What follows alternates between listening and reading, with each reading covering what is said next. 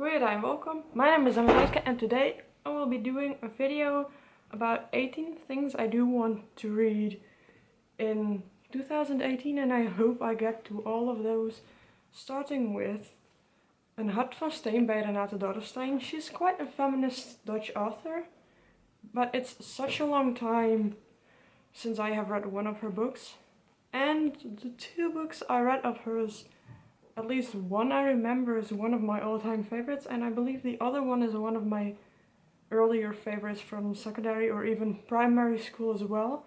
These are adult contemporary books. Like, when they were written, they were contemporaries, and they have sometimes a more magical or a weird twist, so I'm very curious for this one. I haven't read the synopsis in a while, but I'm still very interested and I really want to read it this year. And from Dutch contemporaries, we now go on to non-fictions. I have two scientific non-fictions and one, I don't know how to scale it, it's non-fiction. I started with that one. It's Unforbidden Pleasures. It's about how to find pleasure in things that are not a guilty thing. And far more I don't know anymore about it. It's not that big. I bought it quite a while ago, still haven't read it, and have wanted to read it ever since I bought it. And it was pretty hard to come by, so now we go on with two scientific non-fictions. The Holographic Universe by Michael Talbot, about the physics behind holograms, and it seems in the holographic universe, Michael Talbot argues nothing less than that the universe is itself one giant hologram. So that is what our book is about. And I'm very curious and interested in this kind of physics, because it's not really your standard type of thing, but it seems very interesting to me. And then we have The Biology of Belief, which I believe goes into the neuroscientific aspect of why people believe in God and other things, and it sounded very interesting. Both of those I already have had for a relatively long time. This one my sister gave for my birthday more than a year ago. I still haven't read it and I still really do want to read it. And this one I bought myself just before my birthday in that same year, and I don't get it. I really wanted to read them and I still do, but I haven't. So that's why I put them on my 18 things to read in 2018 list, because that way they're at the top of my TBR shelf, so that I can easily pick them up if I feel like it. Now we go to manga and horrors and thrillers. We start with this one.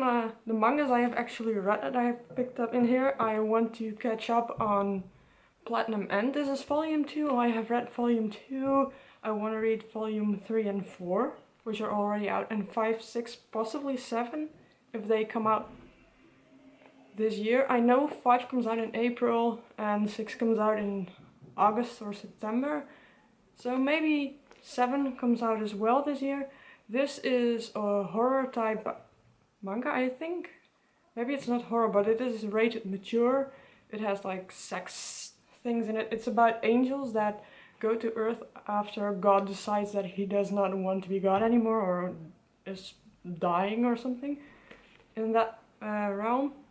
And they find people who are hopeless in some way, like they are, the main character was committing suicide when he was saved by the angel, and the angels are supposed to make the humans happy again, and then the human that wins the competition becomes the new god.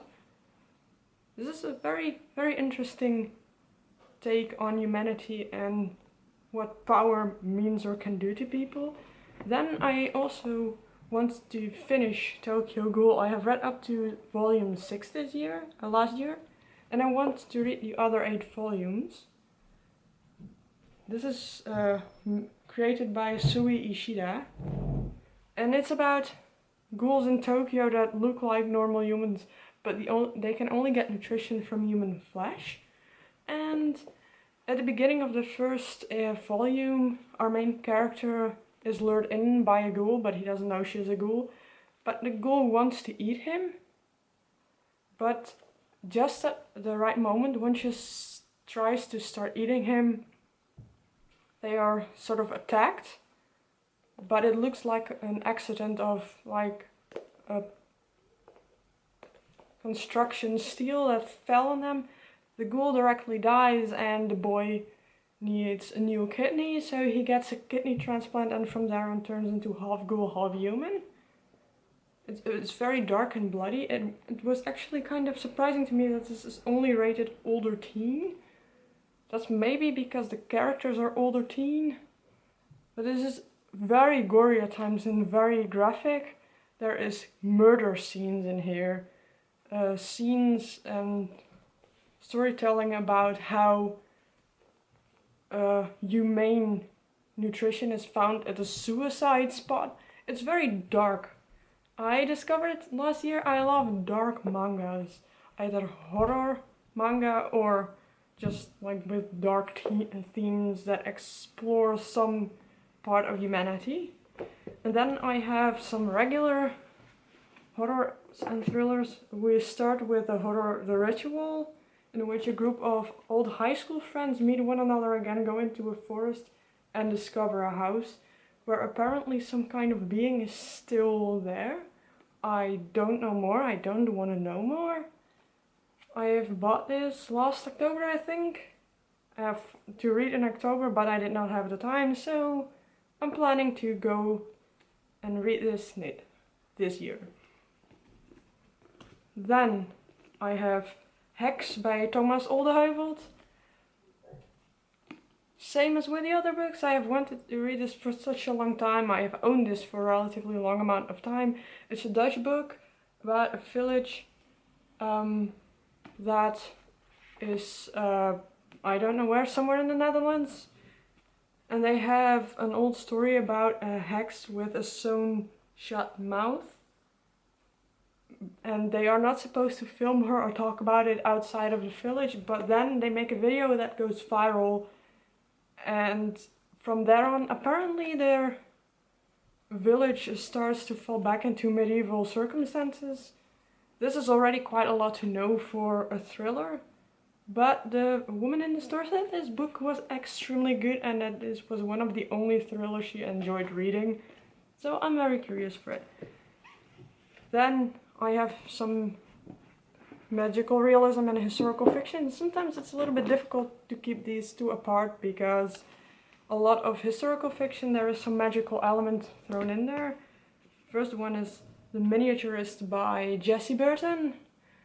This is set in 17th century Amsterdam, in which a woman gets a miniature house from her husband and then she enlists someone to make the furniture and the puppets and stuff to go in it.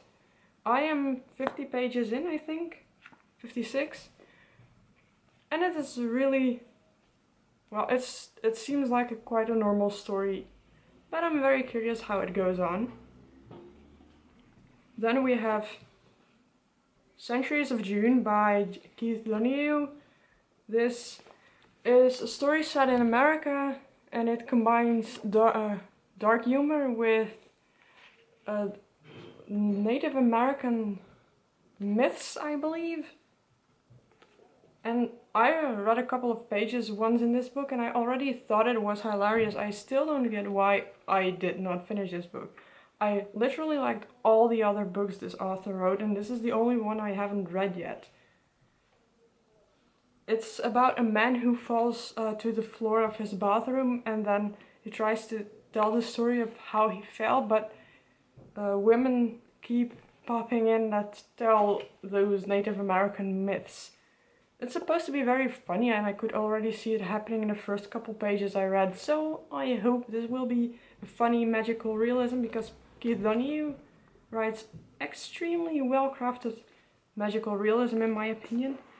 Then we have historical fiction The Wars of the Roses by Connie Goulden, which is based on the Wars of the Roses, which is the history of where the actual Game of Thrones is based on. This is why I wanted to read this book series, because it is a quartet. I only have the first book here. If I like it, I might add the second part also to this list. I have no clue, but this history is basically what A Game of Thrones is based on. So I thought, why not read some historical fiction about it first, so that you can at least also learn a little bit about it before you actually step into the fantasy. And then I can go on maybe reading the fantasy, because I still want to read the Song of Ice and Fire series sometime in my life, but I have no clue when. And then the final historical fiction is The Last Days of Night. And I believe this has something to do with who discovered electricity or the light bulb or something, and we have physicists and stuff going against one another, which sounds a lot of fun. But more, I don't know any more about this book. I came across it in the store once. I thought it was a magical realism. Then it turned out to be a historical fiction, but I'm still very, very much interested. And finally we go through fantasies. I already read 2 books in this middle grade quartet, which is a fantasy series called The Chronicles of Ancient Darkness, which has a prehistoric setting, which is relatively original for fantasy. And I want to read the final 4. And book 3 is Soul Eater, book 4 is Outcast, and there is 2 more books. But I don't know the titles out of my head. Then I want to try and see if I can read The Lies of Locke at least. And maybe Red Seas Under Red Skies, but I don't know if I will like this book enough to directly continue on or not. I at least want to read this book in 2018. Then we have a start of yet another series, Die Seiten der Welt by Keye, which is a German fantasy series that starts off in a magical library, or at least a very, very big underground library, with at least 1 magical book in it, and our main character has to save, I believe, her brother because something happened with that magical book, which sounded very interesting to me, and the actual synopsis sounded interesting. But I have also heard mixed reviews about this book, so that's why I did not buy the other 2 in the series, also because they are extremely expensive. Then I want to go on with The Demon Cycle by Peter V. Brett. I here have The Messenger's Legacy, which is a novella you can read between book 3 and 4. Book 3 is The Daylight War, and book 4 is The Skull Throne, which I have here. And I want to try and finish those 2 books as well, because I'm finally in the mood again. Book 3 was such an incredible letdown that I almost decided to DNF the rest of the series, because the most interesting characters were completely destroyed, in my opinion, in that book, by just making the intriguing parts of their personality disappear almost all of a sudden, and giving them 180 turns in the way they act and such. But we will see what happens in this book. I also heard that one of the main negative points of this book is that Arlen, which is the main character in the first book, or one of the 3 main characters, but the one with the most page time, does not appear in this book. So I'm curious how the story then will go without him. And then we have Lev Grossman's The Magician's Trilogy, that I also do want to read. And I'm just very curious how this will go, because I have heard a lot of negative reviews about the first book and peeps who did not go on reading the next ones. But then I heard someone say that you need to finish the entire trilogy before you can actually have an opinion on it, because if you will only read the first book, you will not like it. So I'm very curious about it. This is basically a more adult Harry Potter type story with unlikable characters. That's how it's pitched. That's basically enough for me, because I need some more less likable, more realistic characters in my reading life.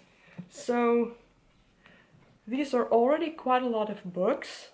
I hope I will even manage this. But this is it for now. Thank you for watching, and on to the